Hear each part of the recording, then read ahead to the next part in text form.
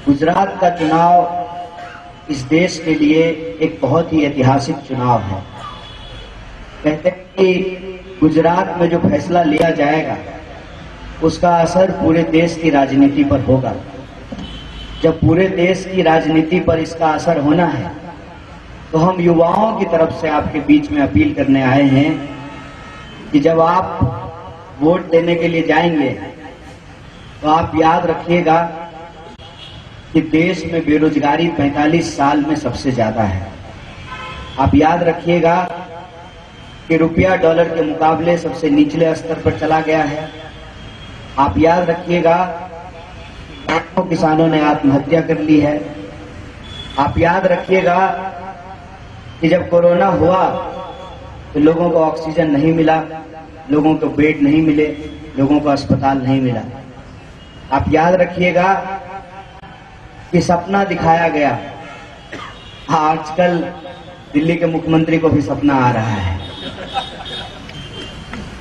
दिन दहाड़े जो है सपना दिखाया गया कि जब देश में सरकार बनेगी बीजेपी की तो सबके खाते में 15 लाख रुपया पहुंचेगा, हर साल 2 करोड़ नौकरी मिलेगी, सबका साथ सबका विकास किया जाएगा। हकीकत ये है कि अभी हंगर इंडेक्स जारी हुआ है और भुखमरी में हम छोटे छोटे देश बांग्लादेश, नेपाल उनसे भी ज्यादा नीचे चले गए हैं। वादा किया गया बहुत सारा, मैं उन वादों को अगर गिनाने लगूं तो शायद 1 महीना भाषण देना पड़ेगा। 5-10 मिनट में उसको नहीं खत्म किया जा सकता है। तो आप ही वो लोग हैं जो लोग चुने प्रधानमंत्री मोदी जी को। आपने पहले उनको यहाँ का मुख्यमंत्री बनाया, फिर वो देश के प्रधानमंत्री बने। हमको ये लगता है कि जब से वो देश के प्रधानमंत्री बने हैं गुजरात उनकी प्राथमिकता में नहीं है। ये बात मैं इसलिए कह रहा हूं कि आप सब लोगों ने देखा कि एक दर्दनाक घटना घटी। मैं उस पर राजनीति नहीं कर रहा, मैं बस आपका ध्यान दिला रहा हूं। एक दर्दनाक घटना घटी मोरबी में। हम सब अपनी श्रद्धांजलि देते हैं जिन लोगों ने अपनी जान गंवाई उनको। उस घटना के वक्त वो थे लेकिन वो गए नहीं, इंतजार किए थोड़ा फोटो शूट के हिसाब से सब तैयारी हो जाए उसके बाद जाया जाए। और आप देख रहे हैं कि बार बार ये सवाल हमसे पूछा जा रहा है कि कांग्रेस का चेहरा कौन है। बीजेपी पहले ये बता दे कि उसका चेहरा कौन है। 5 साल के लिए कोई एक चेहरा रहेगा कि नहीं रहेगा। आनंदीबेन पटेल जी, उसके बाद जो है विजय रूपानी जी और उसके बाद जो है भूपेंद्र पटेल साहब। वो वीडियो में देख रहा था, पीछे में बैठे हुए थे और सूंघ रहे थे। वो आप भी जाकर के यूट्यूब पे चाहें तो वीडियो निकाल सकते हैं। जब गुजरात के मुख्यमंत्री का नाम अनाउंस किया गया तो उस समय उनको हल्की हल्की झपकी आ रही थी। तो बगल का आदमी उनको बताया कि भाई तुम मुख्यमंत्री हो गए हो। लोकतंत्र की ऐसी हालत। तो आप पूछे बीजेपी से कि आप जो चेहरा दे रहे हैं ये चेहरा 5 साल रहेगा ना, कि फिर से इसको बलि का बकरा बनाया जाएगा, फिर से जो है नई बोतल में पुरानी शराब परोसी जाएगी। सिस्टम वही है, लोग वही हैं, सबको पता है कि असली पावर किसके पास है। अरे जया शाह के पप्पा के हाथ में असली पावर है, सबको पता है। तो मैं बस आपसे यही अपील करने के लिए आया हूं।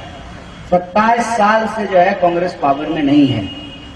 जो सारे आरोप कांग्रेस के ऊपर लगाए गए थे आप बता दीजिए वो सब कुछ ठीक हो गया? भ्रष्टाचार रुक गया? ऑफिस में घूस नहीं देना पड़ रहा है? क्या इंजीनियरिंग करने के बाद, डॉक्टरी पढ़ने के बाद, MBA करने के बाद आपके बच्चों को नौकरी मिल रही है? क्या किसानों को उनके फसल का दाम मिल रहा है? क्या व्यापारियों को सुरक्षा मिल रही है? कौन सी ऐसी चीज हो गई 27 साल में जिसके लिए आपने कांग्रेस को सत्ता से बाहर कर दिया? और आज जब कांग्रेस फिर आ सकती है तो कंफ्यूज किया जा रहा है। साहब, नदी पार करते हुए अगर दुविधा हो ना मन में तो तैराक भी डूब जाता है। पिछली बार सरकार बनाते बनाते रह गए, या तो आप तय कर लीजिए कि हम बीजेपी से खुश हैं, 100 रुपए लीटर पेट्रोल खरीद के हम खुश हैं, देश में 45 साल में सबसे ज्यादा बेरोजगारी है, हम खुश हैं, किसान आत्महत्या कर रहा है, आप खुश हैं। अगर ऐसी बात है तब तो कोई बात ही नहीं है।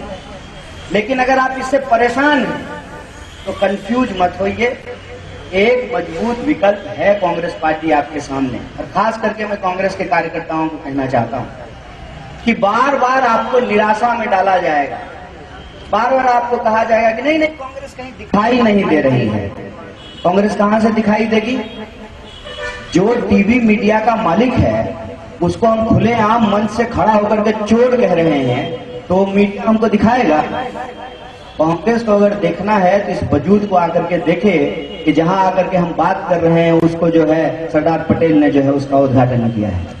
ये जो इतिहास है उस इतिहास की गारंटी के साथ आप बात कीजिए कि जैसे हम अंग्रेजों से लड़ करके आजादी दिलाए, जैसे हमने पंचवर्षीय योजना लागू की, जैसे हमने IIT, IIM, इसरो की स्थापना की, जैसे हमने प्रिवी पर्स खत्म किया, बैंकों का राष्ट्रीयकरण किया, जैसे फंडामेंटल राइट में हमने जो है बदलाव किए, जिस तरीके से समाजवाद और धर्मनिरपेक्षता को संविधान का अंग बनाया, जिस तरीके से मनरेगा को लागू किया, सूचना के अधिकार को लागू किया, राइट टू एजुकेशन को लागू किया, उसी तरीके से अगर कांग्रेस के इस काम को देख करके, उस भरोसे को देख करके इस पार्टी का कमान महात्मा गांधी के हाथ में था, उस गांधी के हाथ में जो कहते थे रघुपति राघव राजा राम, पतित पावन सीताराम, ईश्वर अल्लाह तेरो नाम, सबको सन्मति दे भगवान, उस भरोसे के साथ अगर आप हैं तो हम आपको भरोसा दिलाते हैं कि हम भी वो तमाम वादों को पूरा करेंगे, उस 8 वचन को पूरा करेंगे जिसको लेकर के कांग्रेस पार्टी आज इस चुनाव में उतरी है।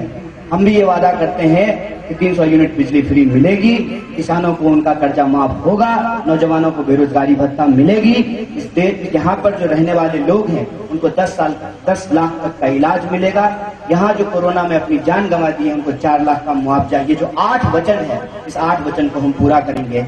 इसीलिए कांग्रेस के कार्यकर्ताओं को बिल्कुल भी निराश होने की जरूरत नहीं है। आपका इतिहास इस देश में अंग्रेजों को हराने का इतिहास है और यह जो काला शासन है उसको भी आप ही हरा सकते हैं। इस आत्मविश्वास के साथ आप मैदान में उतरिए और नौजवानों की तरफ से हम बस यही अपील करने के लिए आए हैं कि आप जो फैसला लीजिएगा आने वाले समय में देश उसका अनुसरण करेगा। बहुत बहुत शुक्रिया, बहुत बहुत धन्यवाद।